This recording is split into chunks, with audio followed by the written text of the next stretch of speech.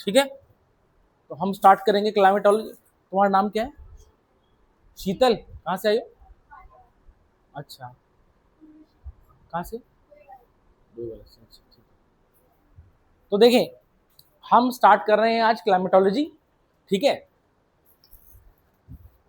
अच्छा हाँ, मैंने बताया था वेदर। वेदर क्या होता है? वेदर, हाँ, पढ़ने की जरूरत नहीं है। मतलब वेदर क्या होता है कि एटमॉस्फेयर की स्टेट किसी पर्टिकुलर टाइम पर और किसी पर्टिकुलर प्लेस पर क्या है। समझ आ गया? ठीक है, तो हमने क्या बताया था? It is the state of atmosphere, it is the state of atmosphere at a specific place and at a specific time and at a specific time। समझ में आ गया? ठीक है, देखें, मतलब एटमॉस्फेयर में इस समय, मतलब एक प्रेजेंट टाइम में, ठीक है ना, एक क्या हम कह सकते हैं कि एक स्पेसिफिक टाइम में और एक स्पेसिफिक प्लेस की उसकी पोजीशन क्या है, उसकी स्टेट क्या है। मतलब वहां पर बादल लगे हुए हैं, नहीं लगे हुए हैं, बारिश हो रही है, ठंडी आवाज लो कर रही है, टेम्परेचर ज्यादा है, ह्यूमिडिटी कैसा है, तो वो हमारा होता है वेदर। मेरी बात समझ में आ गई? ठीक है, तो उसमें हम क्या बोलेंगे? It is the state of the atmosphere. ठीक है ना, एटमॉस्फेयर की स्टेट मतलब दशा।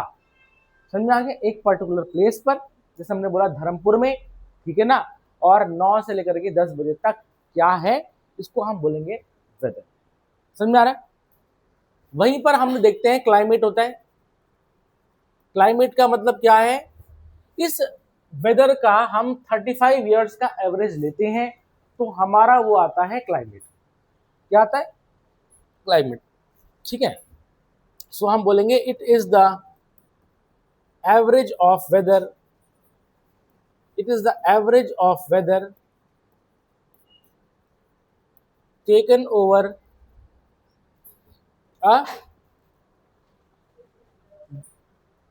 क्या बताया था मैं, को बताओ, टेकन ओवर अ, और कितना फिक्स्ड इंटरवल होना चाहिए? हाँ बिल्कुल सही, taken over a fixed interval of time. ठीक है, फिक्स्ड इंटरवल ऑफ टाइम। ठीक है, तो कितना से 35 ईयर्स, 35 साल का हमने अगर वेदर का एवरेज निकाल लिया तो वो क्या कहलाएगा? वो क्लाइमेट कहलाएगा। मेरी बात समझ में आ गई? तो क्लाइमेट मोर और less it remains fixed, climate fixed रहता है, और वेदर तुम्हारा जो है चेंज होता रहता है। वो चेंज होता है, ठीक है, कैसे? Time to time, place to place. समझ में आ गया? ठीक है ना, वो चेंज होता है। तो वेदर जो है एक चेंजिंग फिनोमेना है, और क्लाइमेट इट इज मोर और लेस फिक्स्ड, ये काफी हद तक फिक्स रहता है। समझ में आ गया? लेकिन जब हम बात करते हैं क्लाइमेट चेंज की, जब हम बात करते हैं क्लाइमेट चेंज की, तो इसका मतलब हम ये बोलेंगे कि इस एवरेज में, इस एवरेज में अगर चेंज आया तो हम बोलेंगे हाँ क्लाइमेट चेंज देखा जा रहा है। मेरी बात तुमको समझ में आ गई है? ठीक है, तो उसको हम बोलेंगे क्या? ये तुम्हारा जो है अगर एवरेज में चेंज आ रहा है तो हम देखेंगे कि क्लाइमेट में बदलाव देखा जाएगा। Is it clear? कुछ समझ आ रहा है? पक्का? बताओ मैंने क्या बोला? हाँ बोलो बोलो। ठीक है, तुम नहीं आ रखी हो। कि मतलब ये है कि देखो, वेदर चेंज होता रहता है, ठीक है, और क्लाइमेट क्या रहता है? फिक्स रहता है। अगर हम बात करेंगे क्लाइमेट चेंज की, तो उसका मतलब उस फिक्स्ड एवरेज में अगर चेंज होता है तो हम बोलेंगे क्लाइमेट चेंज होता है। समझ में आ गया? ठीक है, तो लिखेंगे अब हम elements of weather and climate. तो लिखेंगे अब elements of weather and climate, elements of weather and climate. अब वेदर और क्लाइमेट के जो हैं क्या क्या एलिमेंट्स हैं उसके बारे में हम देखेंगे। तो सबसे पहले हम देखेंगे, सबसे पहले रेनफॉल। सबसे पहले क्या देखेंगे हम? रेनफॉल। अब देखेंगे रेनफॉल क्या होती है। It is a liquid form of precipitation, मतलब जो है वर्षण का, मतलब जो नीचे आ रहा है। ठीक है, देखो जो ऐसे करके नीचे आ रहा है इसको हम बोलेंगे प्रेसिपिटेशन। क्या बोलेंगे? प्रेसिपिटेशन। तो अगर ये लिक्विड फॉर्म में आ रहा है तो उसको हम बोलेंगे रेनफॉल। मेरी बात समझ आ गई? ठीक है। अगर वो तुम्हारा सॉलिड फॉर्म में आ रहा है, अगर वो सॉलिड फॉर्म में आ रहा है तो उसको हम बोल देंगे स्नोफॉल। क्या बोल देंगे? स्नोफॉल। ठीक है, तो ध्यान देना यहां पर जो है, ठीक है, जो रेनफॉल है वो क्या है? It is a liquid form of precipitation, liquid form है। ठीक है, इस चीज। अब इसको मेजर कैसे करना है इसको नोट कर लो। It is a liquid form of precipitation. और स्नोफॉल क्या है? It is a solid form, it is a solid form of precipitation.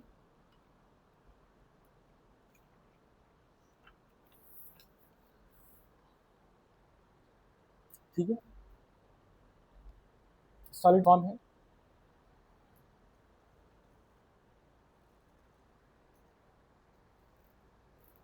अच्छा, रेनफॉल का जो है मेजरिंग डिवाइस देखेंगे, इसकी मेजरिंग डिवाइस रेन गेज होता है।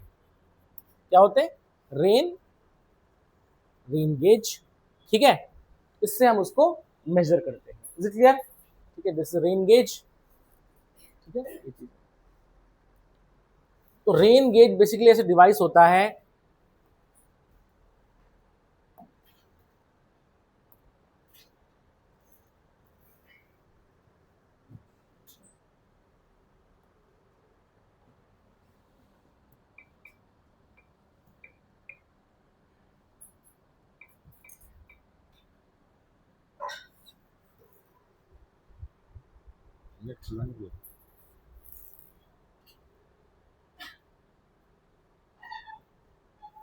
नेट चल नहीं रहा है क्या? चल रहा है।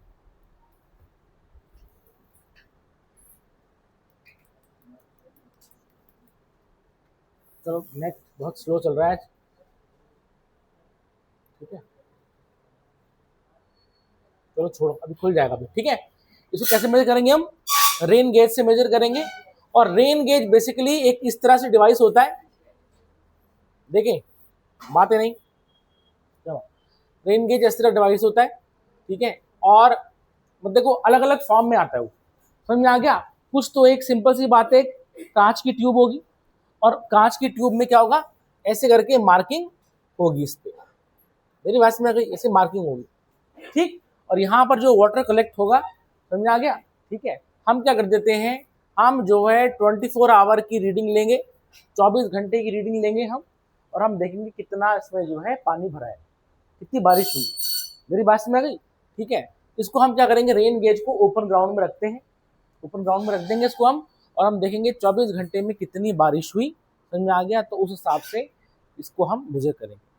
अब या तो उसको हम मेजर करेंगे इंचेस में, या तो फिर हम करेंगे सेंटीमीटर में। समझ में आ गया? लिखेंगे rainfall is measured in, rainfall is measured in inches, और rainfall is measured in inches और सेंटीमीटर, इंचेस और सेंटीमीटर। समझ में आ गया? इंच में या सेंटीमीटर में उसको मेजर करेंगे। ठीक है, तो ये हो गया आपका रेनफॉल। ठीक है, अब देखें, फॉर एग्जाम्पल मान लेते हैं कि ये रेन गेज है, यहां पर मान लेते हैं कि बर्फ पड़ी और ये इस तरह से ऐसे करके बर्फ। अब क्योंकि बर्फ कैसी होती है, एकदम फ्लफी होती है, ठीक है, स्नो। तो हम क्या करेंगे, इसको जो है हम हल्का सा गर्म करेंगे। इसको क्या करेंगे हम, बंसन बर्नर होता है, उसके नीचे हम हल्का सा गर्म करेंगे। ठीक है, इतना गर्म करेंगे कि वेपर नहीं बनने चाहिए।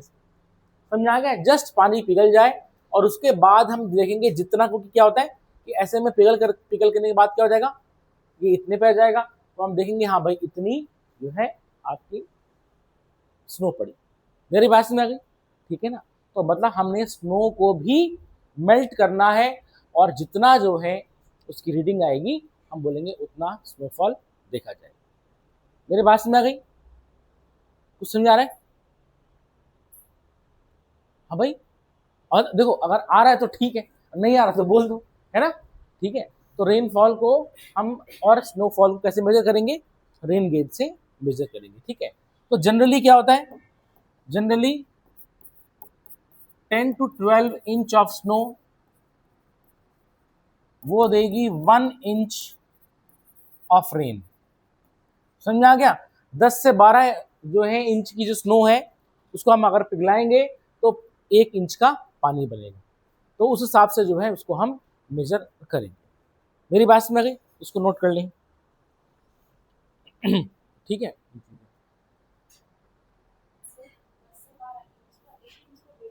हाँ 1 इंच का रेन होता है क्योंकि उसमें हवा भरी रहती है। ठीक है, तो ये तो लिखेंगे generally 10 to 12 inch of snow yields 1 inch of rain. बहुत स्लो चल रहा है तो आज नेट नहीं चल रहा है। ठीक है,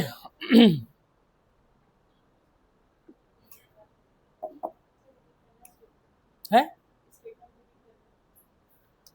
स्टेटमेंट वही है, 10 से आमतौर पर 10 से 12 इंच की बर्फ पिघलने के बाद 1 इंच का पानी बनाती है। समझ में आ गया? अब लिखेंगे इस पे next, rain day. Rain day, rain day क्या होगा लिखेंगे, रेन डे लिखेंगे if the amount of precipitation, इसमें लिखेंगे रेन डे क्या होता है, if the amount of precipitation is greater than 0.01 inch, 0.01 inch लिखेंगे इन अ 24 our, in a 24 hour, then it is declared as a rain day. If the amount of precipitation exceeds 0.01 inch, then 0.01 inch in 24 hour, आगे बोला मैंने, then it is declared as the rain day। देखें 0.01 inch से अगर ज्यादा बारिश होती है तो उसको हम बोल देंगे रेन डे। समझिए, आगे लिखेंगे अगर 24 घंटे में 0.01 इंच से अधिक की वर्षा देखी जाती है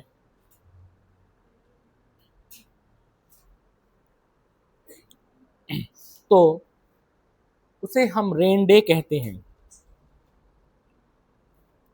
ठीक है, समझ आया? अब लिखेंगे हम wet day. Next, wet day. Wet day में क्या होगा, अगर 0.04 इंच से ज्यादा है, मेरी बात में गई, अगर 0.04 इंच या उसके से ज्यादा है तो उसको बोल देंगे वेट डे। लिखेंगे if the amount of precipitation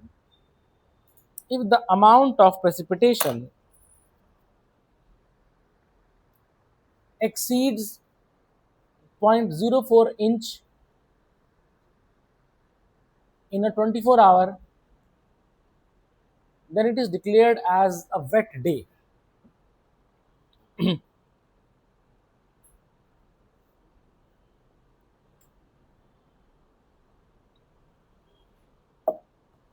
ठीक है, समझ में आ गया?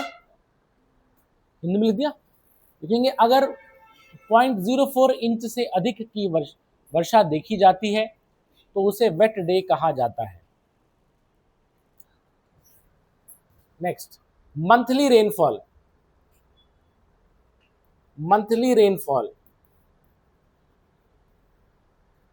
अब मंथली क्या होगी बताओ रेनफॉल, मतलब जो है एक महीने में देखो हर दिन कितनी बारिश हुई, ऐसे करके पूरे महीने में कितनी बारिश हुई उसको हम बोल देंगे monthly rainfall.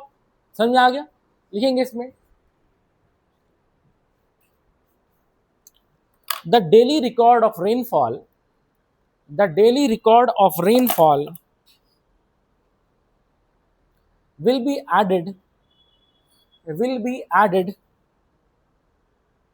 at the end of the month, at the end of the month,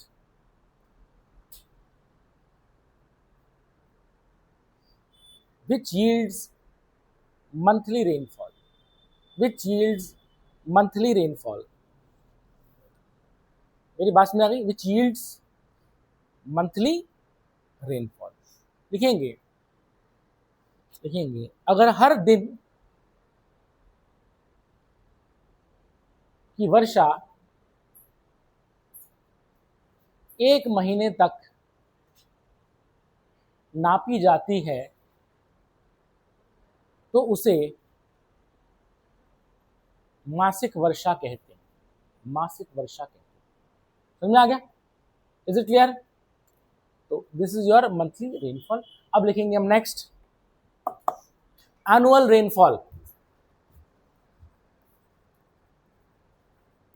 annual rainfall, अच्छा अब एनुअल रेनफॉल क्या होगा? हर महीने का और पूरे साल का जो ऐड हो जाएगा लिखेंगे इसमें।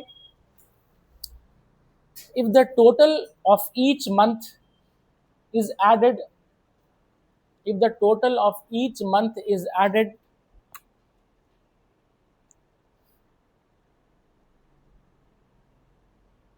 added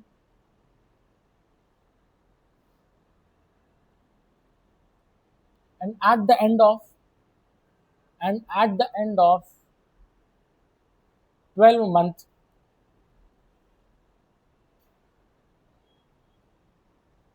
which will yield annual rainfall। अगर हर महीने की वर्षा 12 महीने तक नापी जाती है, 12 महीने तक नापी जाती है तो उसे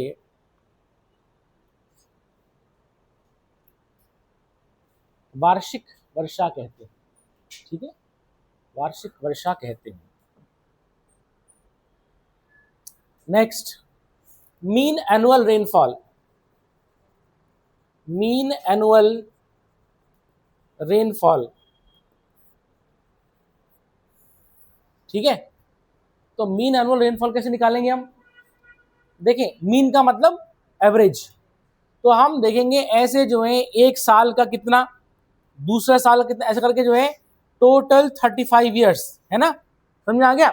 एक साल में कितनी मतलब जो है एक साल में कितना एनुअल प्रेसिपिटेशन हुई, फिर दूसरे साल करते करते करते जो है ऐसे 35 ईयर्स की रीडिंग डिवाइडेड बाय 35 अगर होगा तो ये क्या निकलेगा? एवरेज निकलेगा। तो उसको हम बोलेंगे मीन एनुअल रेनफॉल।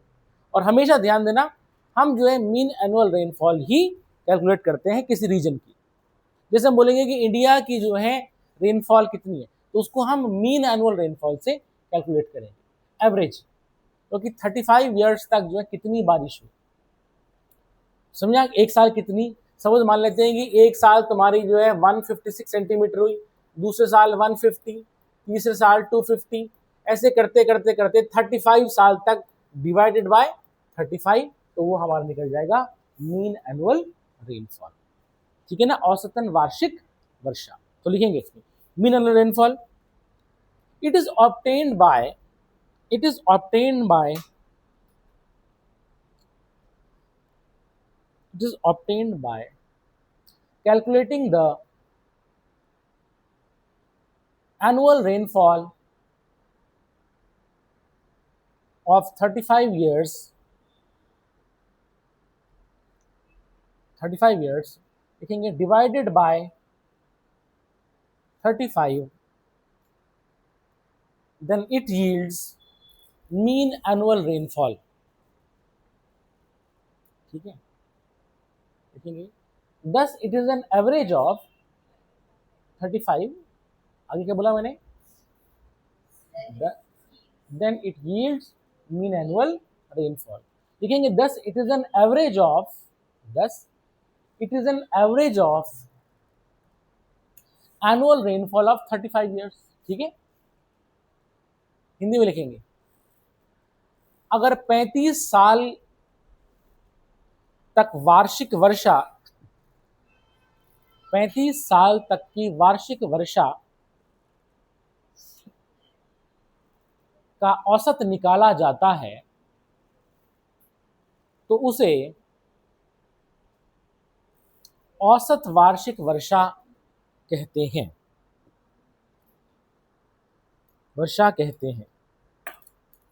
इतना समझ में आ गया? Is it clear? ठीक है, तो यहां हमने देखा क्या है, रेन डे।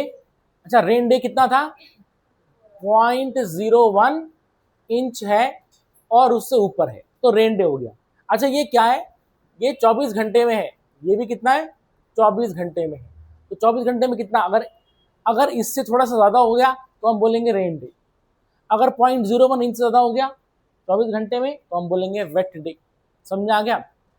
पूरे महीने का मंथली रेनफॉल, ऐसे पूरे साल का, और जो है 35 ईयर्स तक का निकालेंगे। तो सबसे पहला जो है हमारा क्या है, जो रेनफॉल थी, और रेनफॉल को जो है हम मेजर करते हैं। मेरी बात सुना? अच्छा, ऐसा भी हो सकता है कि किसी साल मतलब किसी महीने बारिश नहीं हुई है ना, तो उससे कुछ नहीं है, बारिश नहीं हुई तो नहीं हुई, तो उसका कितना आ जाएगा, 0 आ जाएगा उसका। मेरी बात समझ गई? अब जैसे हम देखेंगे नॉर्थ इंडिया में, ठीक है, तुम्हारा भाई जो है मार्च अप्रैल मई, समझ में आ गया, इस तरह से 2-3 महीने, मतलब 2 महीने अगर बारिश नहीं हुई तो उसका 0 कैलकुलेट हो जाएगा। मेरी बात समझ? तो ऐसे हम देखेंगे पूरे साल भर जो है हर महीने कितना हुआ, तो कुछ महीने बारिश ही नहीं होती है, तो लेकिन हमने क्या करना है, उसको निकालना है, तो हमारा एनुअल रेनफॉल निकल जाएगी। मेरी बात तुमको समझ आ रही है? ठीक है, ये चीज। तो ये पहला जो था हमारा, दिस इज योर रेनफॉल। ठीक है, और अगर बर्फ होगी तो कैसे करेंगे हम, उसको हम गला देंगे और तब ये होगा। ठीक है, तो अब हम चलेंगे नेक्स्ट एलिमेंट है हमारा प्रेशर। ठीक है, लिखेंगे दाब, प्रेशर। तो सेकंड है प्रेशर, दाब। ठीक है, अब देखें, जैसे मान लेते हैं प्रेशर क्या है, ये एक ऑब्जेक्ट है, ठीक है, इसका कुछ मास होगा, इसका क्या होगा, मास है, और जो है ये वर्टिकली डाउनवर्ड एक्ट करेगा, नहीं करेगा? ठीक है ना, तो ये जब वर्टिकली डाउनवर्ड एक्ट कर रहा है तो इसको हम बोल देंगे क्या, उसका वेट, उसका क्या बोल देंगे, वेट हो जाएगा इसका। ठीक है, और हम देखेंगे ये कितना एरिया ऑक्युपाई कर रहा है। मेरी बात समझ में गई? तो अच्छा, और वेट क्या है, it is a force. Weight क्या होता है, एक फोर्स होता है, इसे पता होगा तुमको। ठीक है, तो हम बोलेंगे, ठीक है, force exerted on a unit area, तो वो हमारा क्या निकल जाएगा, प्रेशर निकल जाएगा। ये नहीं लिख सकते, ठीक है, ये तो कितना है, फोर्स, या फिर इसको हम क्या बोल देते हैं, थ्रस्ट बोल देते हैं, thrust exerted on a unit area. समझ में आ गया? उसको हम बोलेंगे प्रेशर। आमतौर पर हमें जो है प्रेशर, सॉरी, फोर्स फील नहीं होता, हमें प्रेशर फील होता है। मेरी बात समझ गई? क्यों ऐसा होता है? क्योंकि मान लेते हैं कि वेट तो है, सपोज, अब क्या है कि इस तरह से वेट तो है इसका, बॉटल का भारी है, ठीक है ना, लेकिन हमें क्या होगा, मैंने ऐसे पकड़ा बस, ठीक है, तो क्या होगा, मुझे इसका प्रेशर फील होगा, कि मतलब जो है कि यूनिट एरिया में कितना फोर्स लग रहा है, तो मैं बोलूंगा हाँ। मेरी बात समझ गई? ठीक है ना, ये चीज। ठीक, फॉर एग्जाम्पल, अगर मान लेते हैं कि एरिया में कम कर दूंगा तो प्रेशर बढ़ जाएगा, क्योंकि क्या होता है, इन्वर्सली प्रोपोर्शनल है। मैं एरिया अगर बढ़ा दूंगा तो प्रेशर कम हो जाएगा। समझ में आ गया? अब मैंने ये बॉटल ऐसे पकड़ी हुई है तो उसका प्रेशर है, अब मान लेते हैं इसी चीज को मैं ऐसे करके और ऐसे में रखूंगा तो कितना ज्यादा होगा, छेद हो जाएगा मेरे हाथ में। समझ में आ गया? ठीक है ना, तो इसका मतलब क्या हो जाएगा कि मुझे प्रेशर फील होगा। मेरी बात समझ आ गई? ठीक है ना, क्योंकि अब क्या है कि यूनिट एरिया कम हो गया, समझ आ गया। तो इसलिए हम देखते हैं हमको क्या फील होता है, जनरली हमको प्रेशर फील होता है। Is it clear? तो वही प्रेशर जो है exerted on a unit area. इतना समझ आ गया? ठीक। आमतौर पर जब हम प्रेशर की बात करते हैं तो प्रेशर जो है जनरली हमारा, देखें ये हमारा जो है लिक्विड और गैसेस द्वारा एग्जर्ट होता है। मेरी बात समझ आ गई? ठीक। अगर जो है सॉलिड है, फॉर एग्जाम्पल, तो सॉलिड है तो हम बोलेंगे उस पर वो लगाता है क्या, स्ट्रेस। उसको क्या बोलेंगे हम, स्ट्रेस बोलेंगे। हालांकि आम भाषा में हम क्या बोल देते हैं, उसको हम प्रेशर ही बोल देते हैं, प्रेशर ठीक है। लेकिन जो है हम देखते हैं कि अगर जो है उस पर लग रहा है तो उसको हम क्या बोल देंगे, उसको हम बोलेंगे स्ट्रेस बोल देंगे। और क्योंकि हम ज्योग्राफी पढ़ रहे हैं तो इसका मतलब हम जो है हम यहाँ पर गैसेस के प्रेशर की बात करेंगे। तो फोर्स एक्सर्टेड और thrust exerted on a unit area. इतनी मेरी बात समझ आ गई है? तो समझा रहा तुम लोगों को? ठीक है, ये चीज है, इसको नोट कर लो। ठीक।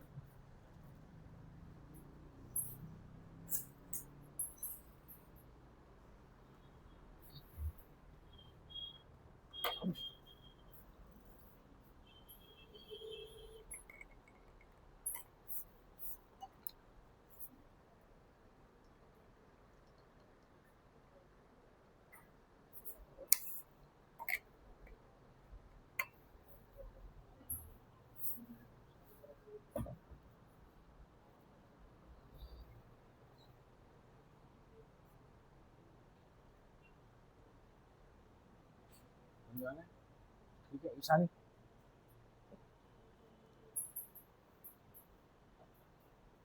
ठीक है, दोनों दोनों लड़कियां आ रखी है, जो कुछ आ रहा है समझ में?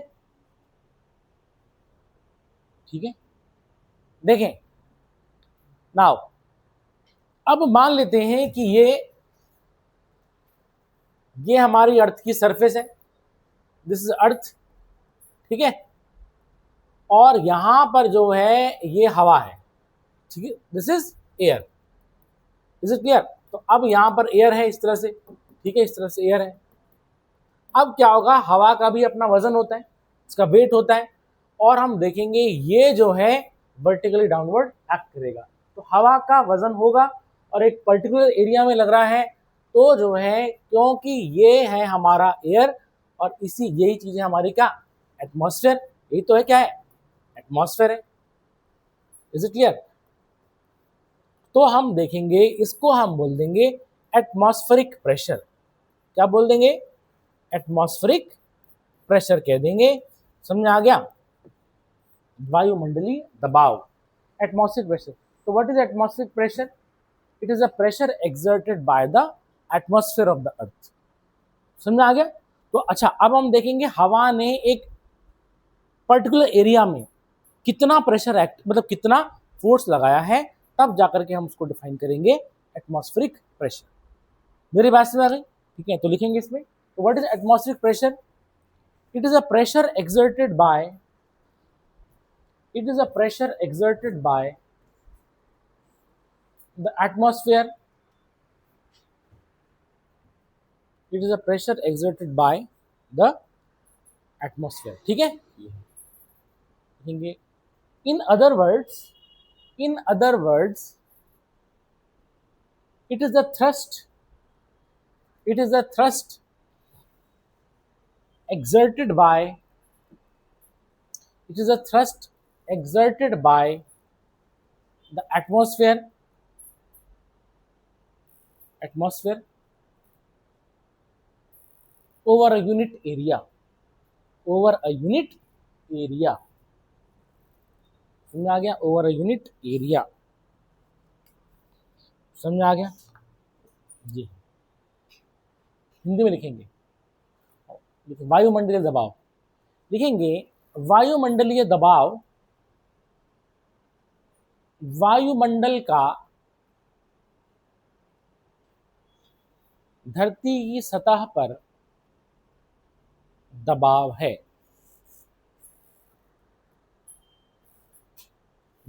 दूसरे शब्दों में,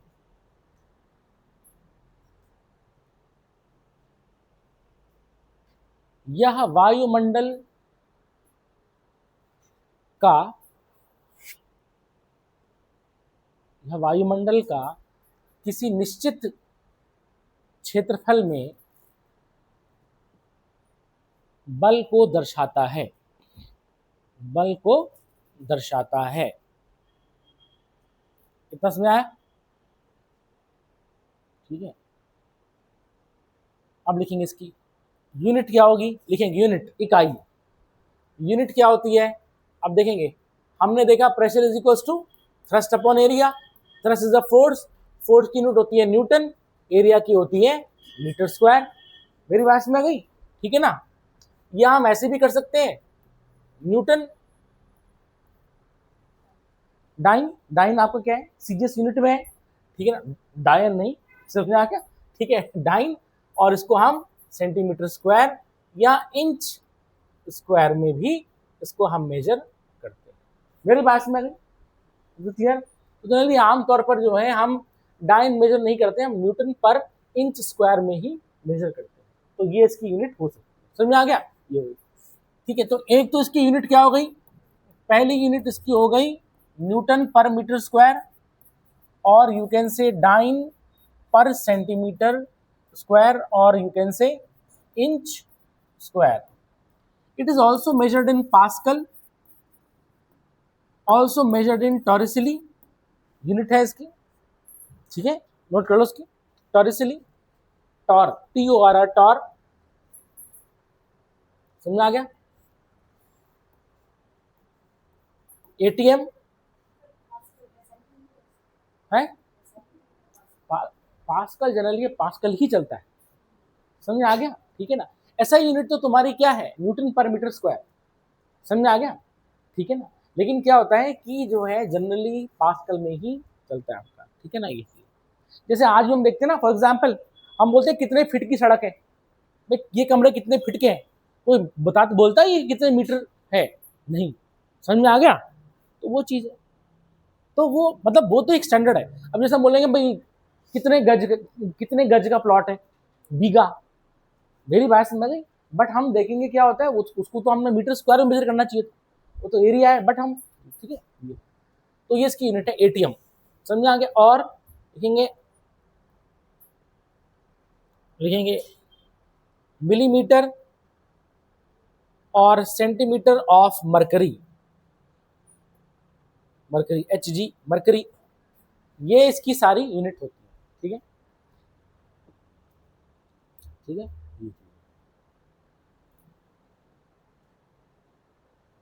ठीक, समझ आ गया? तो ये तुम्हारे PCS में सवाल आ सकता है, ज्योग्राफी में और इस तरह से, ठीक है। मिलीमीटर और सेंटीमीटर ऑफ मरकरी लिखेंगे, ठीक है। स्क्रीन ऐसी क्यों होगी? Is it clear? ठीक है, ये चीज। अच्छा, कई बार तुमने देखा होगा हम बोलते हैं 25 PSI, ठीक है। PSI बेसिकली क्या है, पास्कल स्क्वायर इंच। अब ये क्या हो जाएगा बताओ, किसकी यूनिट आएगी PSI? पास्कल स्क्वायर इंच किसकी है? अरे भाई, pressure is equals to thrust upon area, ठीक है। अच्छा, ये क्या हो गया, पास्कल, क्या हो गया, पास्कल, ठीक है। और ये क्या है, स्क्वायर इंच, इंच का स्क्वायर, इधर मल्टीप्लाई हो जाएगा, तो क्या हो जाएगा, पास्कल इंटू इंच का स्क्वायर। तो उसका मतलब ये फोर्स और थ्रस्ट की यूनिट है, it is unit of force. इतने PSI का ध्यान देना, फोर्स। Is it clear? तो नोट कर लेंगे PSI, पास्कल स्क्वायर इंच किसकी यूनिट है, फोर्स की यूनिट है, it is a unit of force.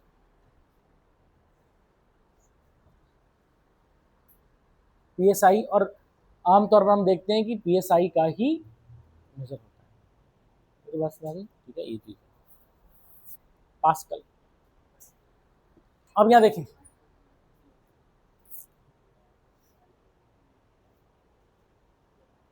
अब हम देखेंगे मेजरमेंट ऑफ, इसमें चलेंगे हम, मेजरमेंट ऑफ एटमॉस्फेरिक प्रेशर। लिखो, measurement of atmospheric pressure,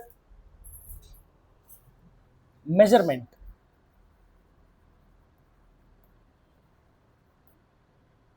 of atmospheric pressure. अब देखिए क्या था कि इटली का एक साइंटिस्ट था, उसका नाम था गैलीलियो गैलीली। क्या था? Galileo Galilei. और गैलीलियो गैलीली का जो है एक शिष्य था, एक डिसाइपल था, उसका नाम था टॉरिसिली। क्या नाम था? टॉरिसिली, जिसकी हमने यूनिट भी देखी, TOR, टॉर। तो उसका जो है मतलब गैलीलियो गैलीली का डिसाइपल टॉरिसिली। ठीक है, तो टॉरिसिली जो है उसने क्या किया, उसने एक्सपेरिमेंट किया। उसने एक ट्यूब जो थी, 1 मीटर लंबी जो है टेस्ट ट्यूब होती है ना, टेस्ट ट्यूब होती है, ठीक है, परख नली बोलते हैं इसको। देखो उसने क्या किया, इसको जो है, इसको इसने, ठीक है, भर दिया मरकरी से। किससे भर दिया? मरकरी से। तो ये क्या है, इसके अंदर मरकरी है। और बेसिकली ये कितनी लंबी ट्यूब है? 1 मीटर की है, और यू कैन से 100 सेंटीमीटर। मेरी बात तुमको समझ में आ गई? गौर से देखना। हाँ, 1 मीटर लंबी ट्यूब ली उसने कांच की, और उसको उसने लबालब फुल भर दिया। किससे? मरकरी से उसने भर दिया। Is it clear? अब क्या किया उसने एक बड़ा सा बीकर लिया, और बीकर को भी उसने जो है, ठीक है, किससे भर दिया? मरकरी से भी भर दिया उसने। समझ में आ गया? ठीक है, मतलब ट्यूब में भी मरकरी और उसमें भी मरकरी। ठीक है, अब उसने क्या किया, इसको जो है यहां पर ऐसे करके इसने ऐसे रखा, और इसको उसने ऐसे करके इसमें उलट दिया। मेरी बात समझ में आ गई? ठीक है, तो अब क्या होगा, ध्यान देना कि इस तरह से जो है तुम्हारा, फॉर एग्जाम्पल ये चीज है, ऐसे करके था, और ये तुम्हारा जो है मरकरी था। ठीक है, तो इस पे उसने जो है कुछ इस तरह से ट्यूब को उसने इंसर्ट कर दिया। कुछ समझ आ रहा है? ठीक है, स्ट्रेट एकदम। ठीक है, ये है। अच्छा, और ये स्ट्रेट क्यों रहा? क्योंकि इसने जो है क्लैंपर होता है ना, लैब में होते हैं क्लैंपर्स होते हैं, ऐसे पकड़ करके बिल्कुल स्ट्रेट रहता है उस तरह से, तो वो स्ट्रेट रही है। और ये ट्यूब कितने मीटर की है? 1 मीटर की है, और 100 सेंटीमीटर की ट्यूब थी। ठीक है, अब देखें, ठीक है, तो यहां भी मरकरी, तो क्या होगा, यहां मरकरी, ठीक है, और यहां पर भी मरकरी। ठीक है, अब वो क्या देखता है, धीरे धीरे करके जो है ये लेवल जो है नीचे गिर रहा है। मेरी बात समझ में? इस मरकरी का लेवल धीरे धीरे करके नीचे गिरता रहा। ठीक है ना, और हम देखेंगे गिरता रहा इस तरह से जो है। ठीक है, तो हम देखेंगे यहां पर से जो है ऐसे, ठीक है, ऐसे करके यहां पर जो है मरकरी का लेवल यहां पर आकर के इस तरह से कुछ ऐसे करके आपका रुक गया। क्या तुमको मेरी बात समझ आ रही है? और मरकरी का लेवल एक जगह पे आके रुक गया। ठीक है, अब सुने, ये ट्यूब थी 1 मीटर की। ठीक है, तो उसने देखा कि मरकरी का लेवल जो है नीचे गिर रहा है, ऐसे करते गिरते गिरते गिरते एक जगह वो स्टिल हो गया एकदम। ठीक है, अब सुने, अब हुआ क्या, देखें, हो क्या रहा था कि क्योंकि मरकरी है, मरकरी अपना प्रेशर एक्सर्ट करेगा, मरकरी भारी है, ऑब्वियस सी बात है। और हमने देखा था thrust over a unit area, तो वो क्या होगा कि ग्रेविटी उसको खींच भी रही है, तो क्या होगा कि ये जो मरकरी है वो नीचे आ रहा है। क्यों आ रहा है? Towards the gravity.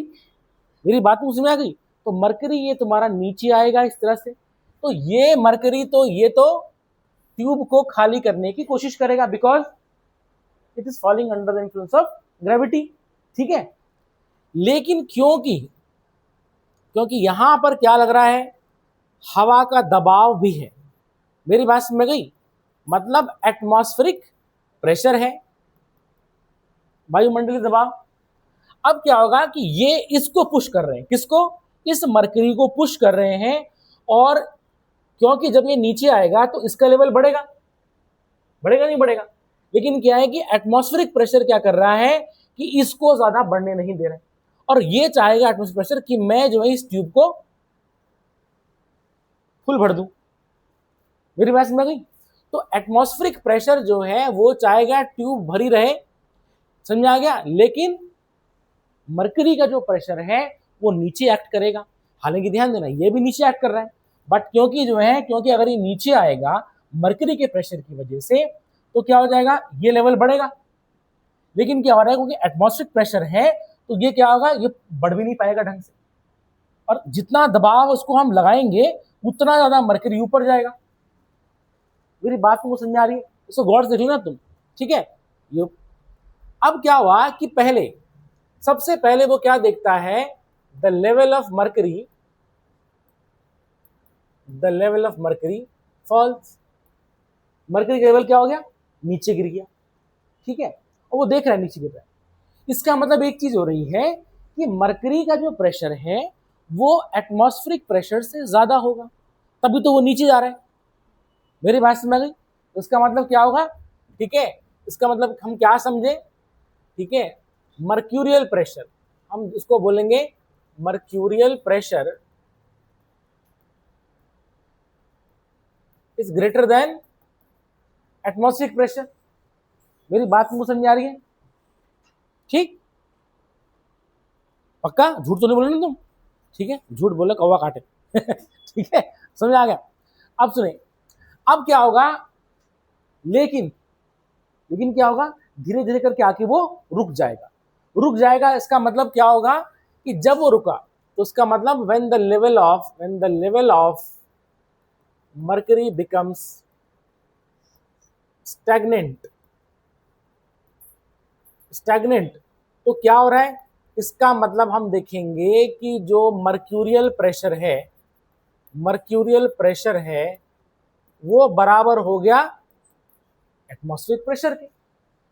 मतलब एक दोनों में टग ऑफ वॉर हो रही है, और एक रस्सी वहां खींच रहा है, एक रस्सी यहां खींच रहा है। समझ आ गया? पहले क्या हुआ कि ये नीचे गिर रहा है, इसका मतलब एक जगह जो है रस्सी, मतलब बहुत ज्यादा फोर्स लगा रहे हैं, लेकिन क्या हो गया, अब जो है रस्सी इधर उधर मूव नहीं करी है, इसका मतलब जितना फोर्स वो लगा रहे हैं उतना फोर्स ये लगा रहे हैं। तो इसका मतलब जहां पर आकर के मरकरी रुक गया, वहां पर हम देखेंगे मरकरी का प्रेशर एटमॉस्फेरिक प्रेशर के बराबर हो गया। कुछ तुम्हें समझ आ रहा है? ठीक, अब सुने, अब हम क्या करेंगे, एटमॉस्फेरिक प्रेशर को मेजर करने के लिए, हम एटमॉस्फेरिक प्रेशर मेजर कर नहीं सकते, लेकिन हमको पता है कि atmospheric pressure is equal to mercurial pressure है। तो अब हम यहां देखेंगे कि मरकरी का प्रेशर कितना है। समझ आ गया? तो जहां पर मरकरी का लेवल आके रुक जाएगा तो वो जो है हमारा मर्क्यूरियल प्रेशर होगा, and which is equal to atmospheric pressure. अब सुने, इतना समझ में आ रहा है? मैं अब तुम्हें आगे बताता हूं कैसे कैलकुलेट करेंगे इसको, पहले तुम उसको नोट कर लो।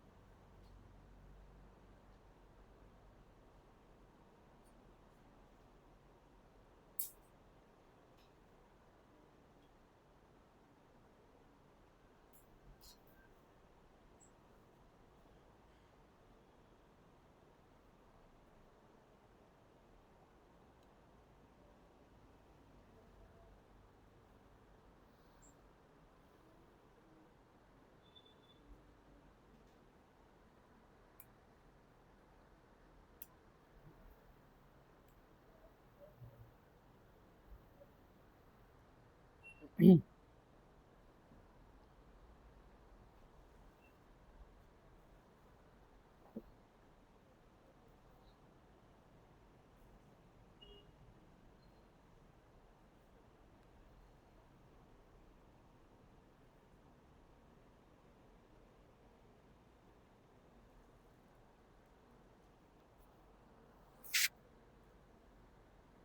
रहा समझ में? ठीक है,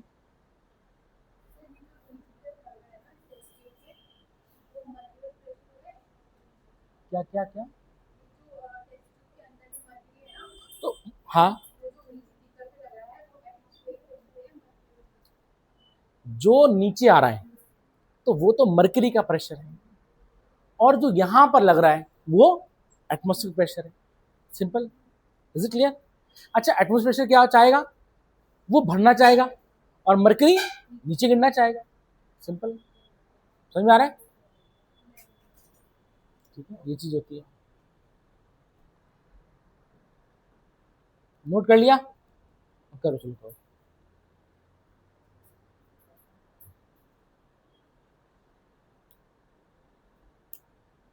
अब ये बहुत इंपॉर्टेंट है।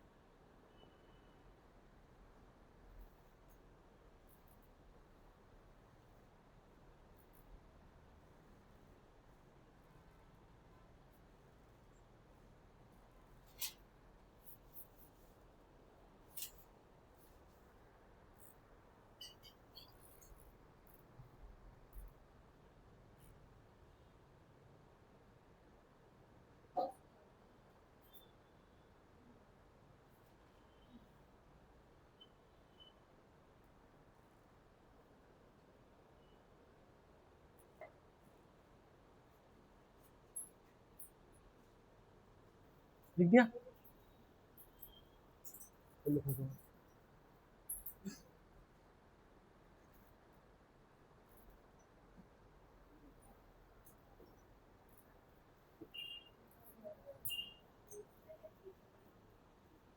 ठंड लगी तुम्हें? हैं? तो तुम आगे बैठ रखी ना, तो उससे गर्मी हो रही है। अच्छा, वो ऊपर वो स्विंग कर लेता हूँ मैं।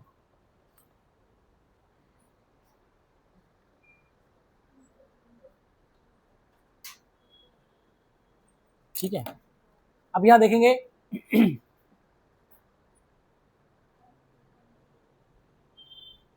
नोट कर लिया तुम लोगों ने? At the back. अब सुने, अब सवाल है कि हम मरकरी का प्रेशर कैलकुलेट कैसे करेंगे। ठीक है, तो सुने, प्रेशर कैलकुलेट करने के लिए एक फॉर्मूला होता है, तो लिखेंगे इसमें हम प्रेशर। फॉर्मूला है height of the column, height of the column, density into acceleration due to gravity. Acceleration due to gravity, या मतलब एच डी इंटू जी।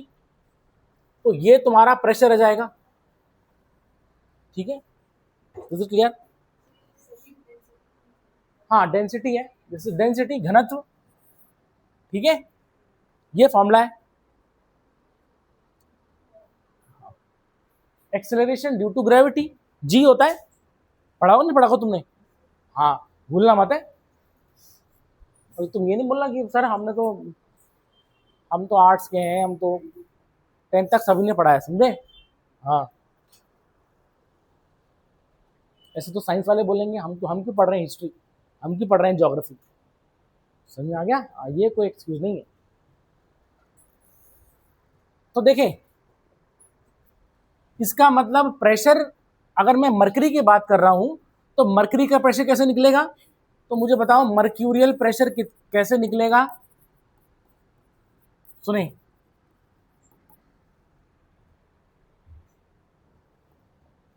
ठीक है, कि यहां पर मरकरी की हाइट क्या है। मेरी बात में गई? हाइट कितनी है इसकी, क्योंकि बाकी तो क्या है, खाली है। तो इसका मतलब क्या हो जाएगा कि हाइट का मतलब यहां पर कॉलम, तो हम बोलेंगे height of the mercury column, height of the mercury column. अच्छा, डेंसिटी, डेंसिटी किसकी होगी? मरकरी की होगी। तो इसमें लिखेंगे क्या? डेंसिटी किसकी होगी? Density of mercury. और जी तो जी रहता है, सबके लिए एक जैसा रहता है। समझ में आ गया? तो इसका मतलब ध्यान देना, ऐसे निकलेगा हमारा प्रेशर। ठीक, आप सुनो, तुमने इतना लंबा चौड़ा नहीं देखा, क्योंकि जी कांस्टेंट है और डेंसिटी ऑफ मर्करी कांस्टेंट है, चेंज तो होगी नहीं। इसका मतलब तुम बोलोगे कि मर्क्यूरियल जो प्रेशर है, ठीक है ना, is proportional to height, is proportional to height, क्योंकि डेंसिटी ग्रेविटी तो कांस्टेंट है। इसका मतलब क्या हुआ, जितनी ज्यादा, अच्छा डायरेक्टली प्रोपोर्शनल है, तो जितना ज्यादा जो है, जितना ज्यादा आपकी हाइट होगी, उतना height of the mercury column, उतना ज्यादा प्रेशर होगा। मेरी बात समझ? अब लेकिन किसका प्रेशर, चलो ठीक है, बात समझ गई। अब सुने यहां पर, अब पते की बात पे आ जाए हम। अगर ध्यान देना, अब यहां पर जो है हम देख रहे हैं मर्करी है, अगर जो है हाइट बढ़ा दी जाती है इसकी प्रोपोर्शनल, तो हम देखेंगे इसका मतलब क्या हो रहा, एटमॉस्फेरिक प्रेशर जो है इसको ऊपर धकेल रहा है मर्करी का। तो अगर इसकी हाइट इंक्रीज होती है, एच बढ़ता है, मेरी बात में आ गई, तो इसका मतलब हमने क्या बोला, mercurial pressure equals to atmospheric pressure. तो इसका मतलब अगर मर्करी की हाइट यहां पर रहती है, बढ़ती है, तो हम देखेंगे क्या हो जाएगा, pressure is proportional to height. तो इसका मतलब जो है हाइट बढ़ेगी तो प्रेशर बढ़ेगा। और हमने देखा यहां पर, अब यहां पर प्रेशर किसका हो रहा है, एटमॉस्फेरिक प्रेशर हो रहा है। मेरी बात में कुछ समझ आ गई। इसका हम देखेंगे एटमॉस्फेरिक प्रेशर उतना ज्यादा ज्यादा होगा, क्यों, क्योंकि अगर ये हाइट है तो मतलब ये इसको इस तरफ आना चाह रहे हैं। और अगर मान लेते हैं कि हाइट कम होती है, कम होती रहती है, इसका मतलब हवा का दबाव कम है, एयर प्रेशर तो एटमॉस्फेरिक प्रेशर कम है, तो इसका मतलब ये नीचे गिरेगा। देखें टग ऑफ वॉर है, दोनों खींच रहे हैं, जहां एक कमजोर पड़ा तो दूसरा उसकी ओर खींच लेगा। जहां पर एटमॉस्फेरिक प्रेशर कम हुआ, समझ आ गया, तो मरकरी नीचे गिर जाएगा। अगर एटमॉस्फेरिक प्रेशर ज्यादा हो गया तो वो ऊपर आ जाएगा। और हम देखें ऊपर कैसे आएगा, फिर बोलेंगे फिर बराबर हो जाएगा, उतना आना दोनों ने क्या है, बराबर ही है एक पॉइंट पर। लेकिन हम देखेंगे क्या इंपॉर्टेंट है, height of the mercury column important होगी। इसका मतलब अगर जो है हाइट ज्यादा होगी मर्करी कॉलम की, तो एटमॉस्फेरिक प्रेशर ज्यादा होगा। और अगर मर्करी कॉलम की हाइट जो है गिरती है, तो एटमॉस्फेरिक प्रेशर कम होगा। तो लिखेंगे इस पे, it should be noted that, अच्छा पहले वाली थी, ठीक है।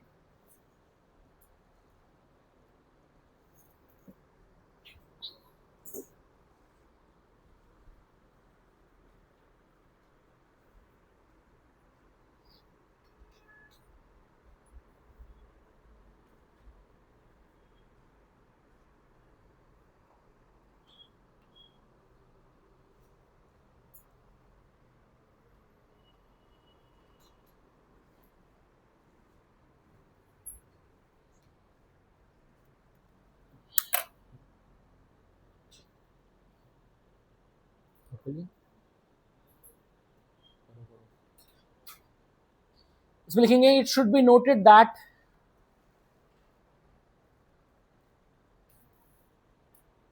if the height of the mercury column increases, if the height of the mercury column increases, then atmospheric pressure increases, atmospheric pressure increases. Similarly,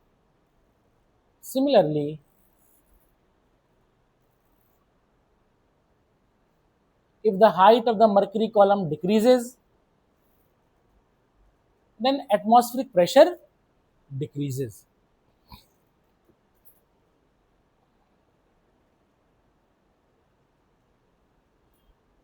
इतनी बात समझ आ गई मेरी, ठीक है। अब सुने,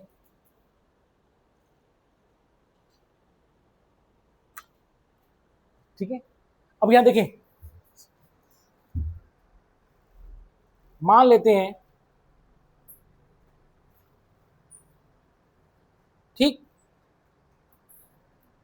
मान लेते हैं कि ये हाइट, मान लेते हैं ये जो हाइट थी, ये थी तुम्हारी 70 सेंटीमीटर।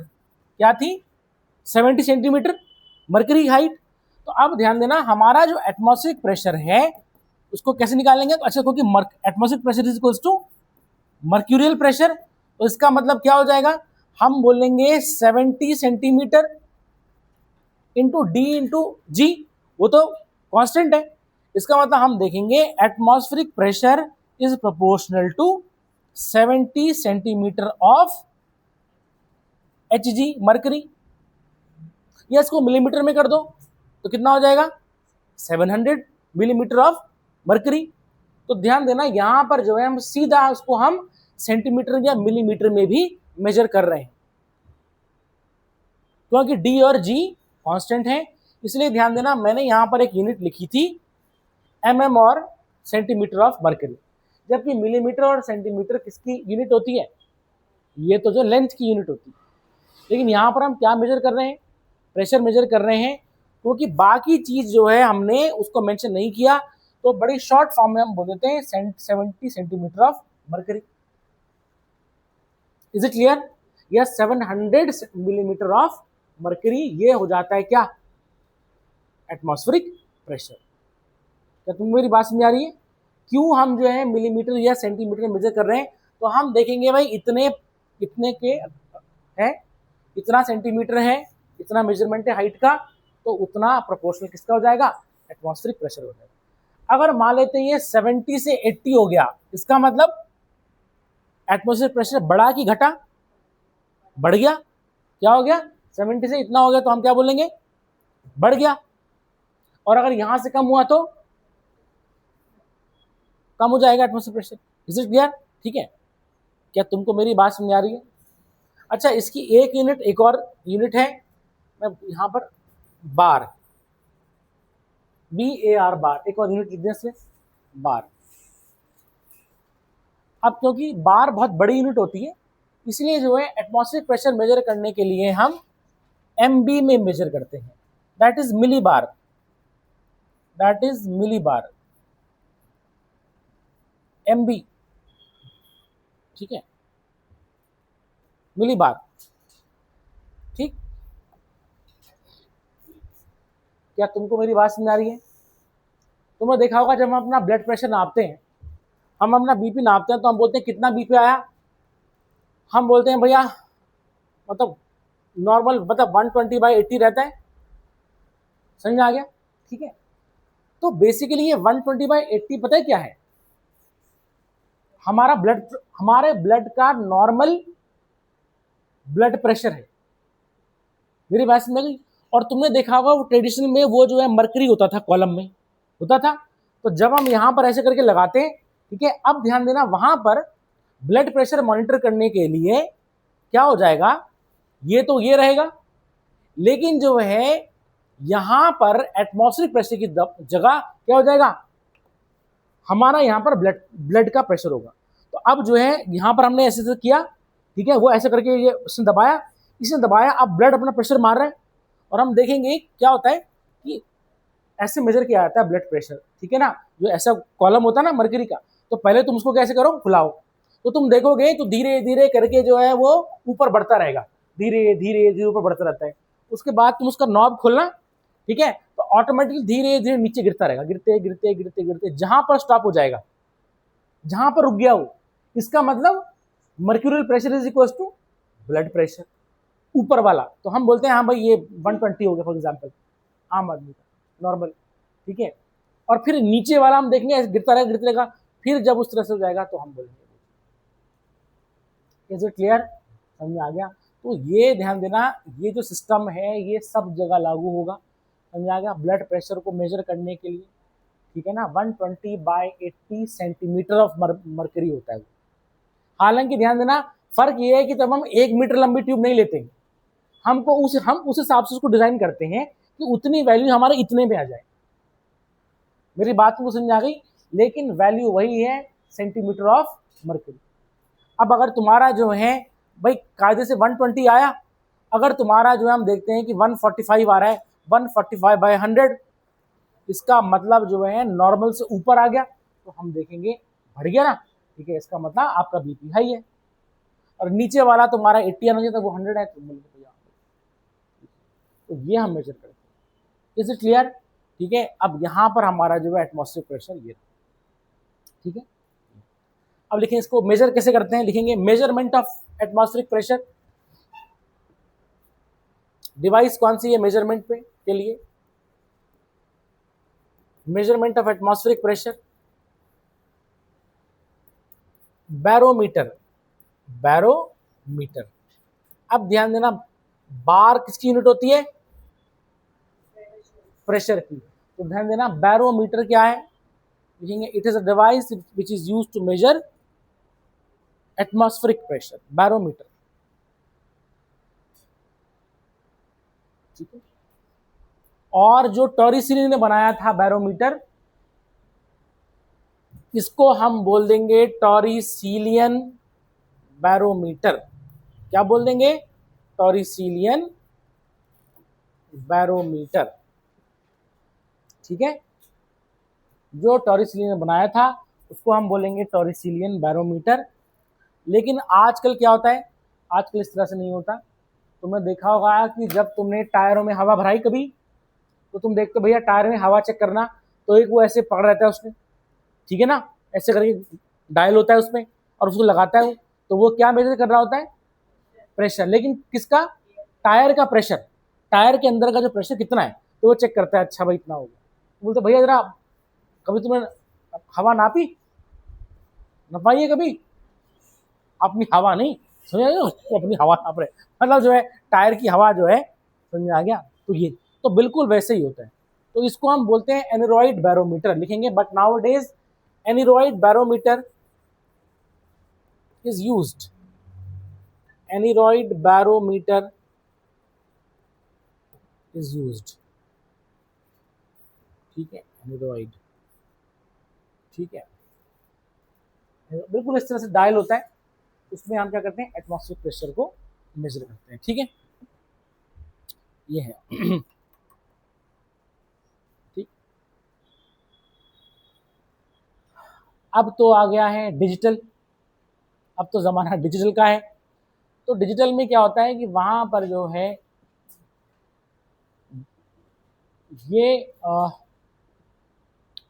होता क्या है कि जितने हिसाब से प्रेशर होगा, समझ में आ गया? जितना प्रेशर होगा उतना क्या होता है, उस हिसाब से करंट फ्लो करता है। पीजो इलेक्ट्रिक इफेक्ट होता है, उसको बोलते हैं। उस हिसाब से करंट बनेगा और वो उसको मेजर कर देगा उतने में कि इतना प्रेशर है।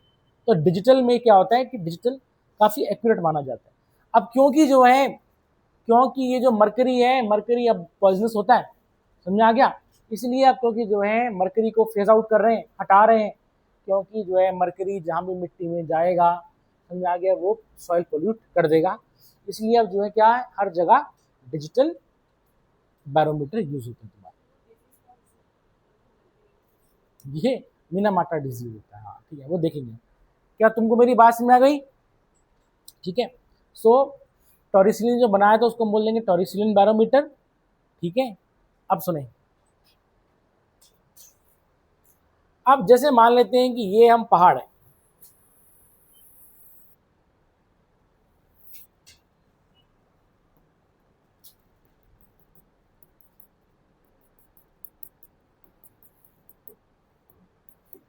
ठीक है, ये सी है, ये पहाड़ है, और ये है हमारा, ध्यान देना, ये हमारा एटमॉस्फेयर है। ठीक है, एटमॉस्फेयर है। ठीक है, ये पूरा एटमॉस्फेयर है, एटमॉस्फेयर है। ठीक। अब देखें, अब हम देखेंगे कि यहां पर, ठीक है, यहां पर जो इस पॉइंट पे, पॉइंट नंबर ए पर, पॉइंट नंबर ए पर जो हमारा अगर कॉलम, अगर हम बनाते, कॉलम के बनाते, तो ये हमारी एयर होती नहीं होती? सपोज हम कॉलम बनाए, तो यहां पर ये कॉलम, इस जगह पे पॉइंट नंबर मान लेते हैं बी है, ये पॉइंट बी पे, तो पॉइंट नंबर बी पे हमारा जो है कॉलम ऐसा बनेगा। यहां पर जो है मान लेते हैं पॉइंट नंबर सी है, और यहां पर हम देखेंगे हमारा कॉलम इस तरह से बनेगा, बनेगा। अब सुनो, अब सवाल ये है कि ए बी और सी में, समझ आ गया, pressure at A, pressure at B और प्रेशर एट सी में सबसे ज्यादा प्रेशर कहां होगा? सब बताओ, सबसे ज्यादा प्रेशर कहां होगा? ये बताइए मुझे जो है। सी पे होगा। हाँ बोलो क्यों होगा?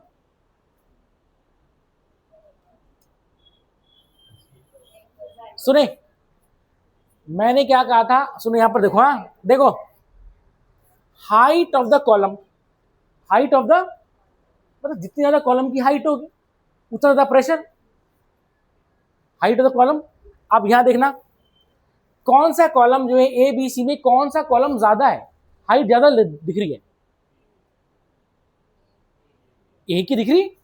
भाई यहाँ ज्यादा हवा है ना इस तरफ, यहां से यहां तक हाइट ज्यादा है, यहां पर हाइट कम है, यहां पर हाइट कम है।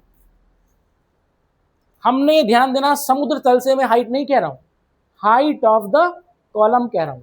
अब क्योंकि मैं एयर प्रेशर की बात कर रहा हूं तो height of the air column, तो इसका मतलब यहां पर जो हाइट है वो क्या होगी, height of the air column. तो मुझे बताओ प्रेशर कहां ज्यादा होना चाहिए, ए पर ज्यादा होगा। कुछ समझा रहे हैं? ठीक है, तो हम यहां पर देखते हैं कि कंफ्यूज मत होना यहां पर कि यहां से यहां समुद्र तल की मैं बात नहीं कर रहा हूं। हाँ अगर तुम्हें समुद्र तल से मेजर करना है हाइट तो ये तो हुई, लेकिन हम प्रेशर मेजर कर रहे हैं, हम तो वहां पर उस कॉलम को मेजर करेंगे। अगर वहां मरकरी था तो ठीक है, यहाँ पर क्या है, हवा का कॉलम है। उसका मतलब हम देखेंगे प्रेशर जो है ए में सबसे ज्यादा होगा। ठीक है, ठीक, सबसे प्रेशर कहाँ होगा, हम सी में होगा। Is it clear? तो हम देखेंगे जैसे करके हम जो है पहाड़ों पे जाते हैं एयर प्रेशर घटता है। अगर ध्यान देना कि मैं यहां पर बैरोमीटर लेके जाता, टॉरिसिली का बैरोमीटर लेके जाता, तो मुझे बताओ कि कॉलम जो है वो उसकी मरकरी गिरता कि ऊपर उठता। अगर मैं सी लेवल से मैं ऊपर वहां पर जो है वो लेके जाता क्या, टॉरिसिलिंग बैरोमीटर, तो मुझे बताओ मरकरी की हाइट गिरती कि बढ़ती? गिरती। क्यों गिरती? क्योंकि एयर प्रेशर कम है। तो ऑब्वियस सी बात है, इसका मतलब क्या है कि जैसे जैसे करके हम पहाड़ों पे चढ़ते हैं उसका मतलब एयर प्रेशर क्या होता है, कम होता है, हवा का दबाव कम होता है। तभी तुम देखोगे एयर का दबाव कम होगा तो तुम्हें क्या होगा, नौजिया होगा, पहाड़ों में जाओगे तुम्हें, समझ में आ गया? ठीक है ना? ठीक है, तुम बोलोगे हमें जो है वॉमिटिंग टाइप की आ रही है, ठीक है, सांस नहीं ली जा रही है इस तरह से, क्योंकि ध्यान देना मैक्सिमम गैसेस कहां पर कंसंट्रेटेड है, सी लेवल पे है। अच्छा, हमेशा अर्थ में जो है मैक्सिमम एटमॉस्फेरिक प्रेशर कहां पर, एट सी लेवल पर होता है। क्या होता है, सी लेवल पर होता है। मेरी बात समझ गई? सी लेवल पर सबसे ज्यादा एटमॉस्फेरिक प्रेशर होगा। समुद्र क्या हो गया ये, इज इट क्लियर? और सी लेवल को क्या मानते हैं हम, जीरो में, जीरो मानते नहीं मानते? समुद्र तल पे क्या हो गया, सी लेवल का जो है जो हाइट क्या होगी, जीरो होगी। मेरी बात समझ गई? ठीक है, तो ये चीज है, तो नोट कर लो, मैक्सिमम एटमॉस्फेरिक प्रेशर कहाँ देखा जाता है, एट सी लेवल पर देखा जाता है, एट सी लेवल।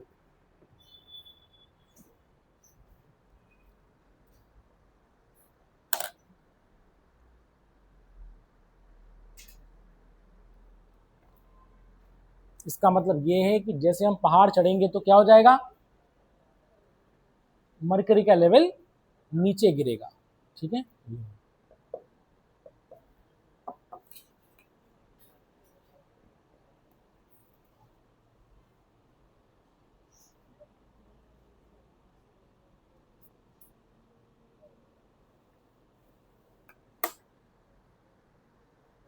समझ आ रहा है? ठीक है, ये चीज, ठीक है, तो जो है अब आगे देखेंगे इस पर। अब लिखेंगे हम अल्टीमीटर, इसी में ही है altimeter.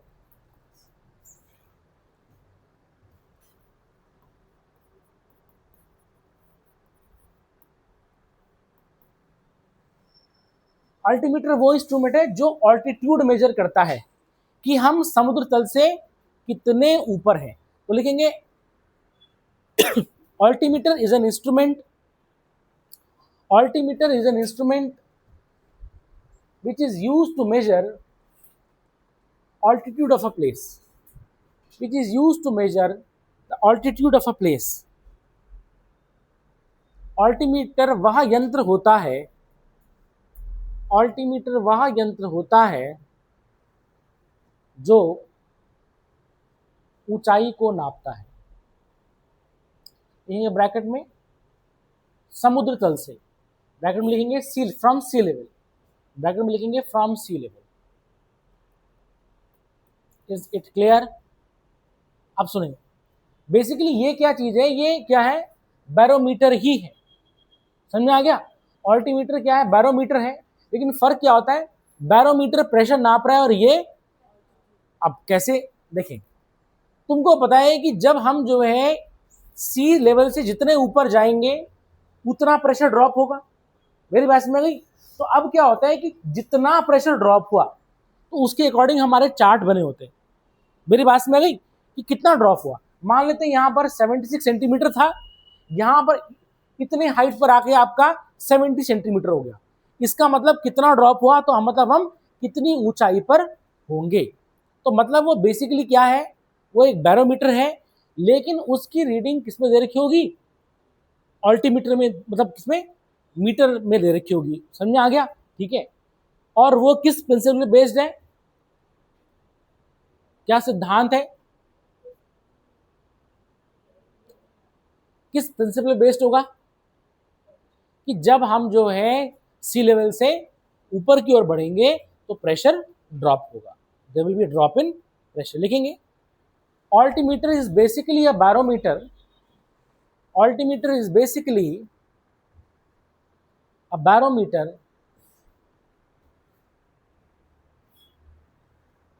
as it measures the decrease in pressure, as it measures the decrease in pressure at a particular level, at a particular level। Altimeter वास्तव में बैरोमीटर ही होता है, वास्तव में बैरोमीटर ही होता है, लेकिन वह हवा के दाब में अंतर को, हवा के दाब में अंतर को ऊंचाई से दर्शाता है, ऊंचाई से दर्शाता है। कुछ समझ आ रहा है? Is it clear? अब सुने, तभी हम तुमने देखा होगा अगर हम बाय प्लेन जाते हैं तो वहां पर जो है वो कॉकपिट में बैठा हुआ जो है पायलट होता है, वो बोलता है कि इस समय हम 35,000 फीट की ऊंचाई पे उड़ रहे हैं। उसको कैसे पता चल रहा है, वो थोड़ी ना वहां से इंच टेप लेके आ रहा है नीचे से बिल्कुल मेजर करता हुआ आ रहा है। तो वो क्या होगा, वहां पर उसके ऐसे आगे कॉकपिट में ऐसे जो है ऑल्टीमीटर लगा होगा, तो वो देखेंगे कि सी लेवल पे कितना रहता है और अभी हम कहां पर हैं, तो उस हिसाब से प्रेशर ड्रॉप होगा। अब हम देखेंगे दोनों का डिफरेंस क्या हो गया, जितना डिफरेंस है उतना जो है हम हाइट पर है, तो एग्जैक्टली फिर वो हाइट काउंट होती है। मेरी बात समझ आ गई? और हर प्लेन जो है एक पर्टिकुलर लेवल पर ही उड़ सकता है। समझ में आ गया? वो उस हिसाब से डिजाइन होता है, ये नहीं कि वो पार करके जो है तुम्हारा एक्सोस्फीयर में चला गया, ऐसा कुछ नहीं है। तो मतलब वो अपने अपने हिसाब से वो डिजाइन होता है। Is it clear? तो हम जो है ऐसे हाइट नापते हैं। समझ में आ गया? Is it clear? तो आज के लिए इतना ही, ठीक है। तो हमारा ये कंप्लीट हो गया क्या, प्रेशर। ठीक है, ये खुला कि नहीं खुला, नेट ही नहीं है आज। ठीक है, ठीक है, फिर क्लास